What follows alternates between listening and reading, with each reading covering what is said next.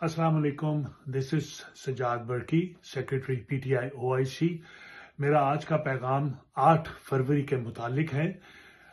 जैसे कि हम सबको मालूम है, पिछले साल 8 फरवरी के दिन पाकिस्तान में एक इलेक्शन चोरी किया गया। ये वो इलेक्शन था जिसमें कि पाकिस्तानी अवाम ने भरपूर तरीके से पाकिस्तान तहरीक इंसाफ और इमरान खान साहब को वोट देके उनको इलेक्ट किया, और उसके बाद फॉर्म 47 की हुकूमत ने मुख्तलिफ तरीकों से वो इलेक्शन हमारे से चोरी किया।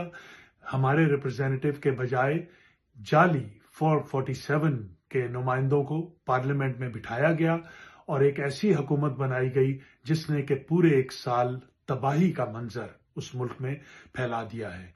ये वो हुकूमत है जो कि मिलिट्री रूल के तहत काम कर रही है, और हम इस हुकूमत को नहीं मानते। हमारे चेयरमैन जनाब इमरान खान साहब की इंस्ट्रक्शन है कि 8 फरवरी को सारी दुनिया में और पाकिस्तान में ब्लैक डे या यौम सियाह के तौर पे मनाया जाए।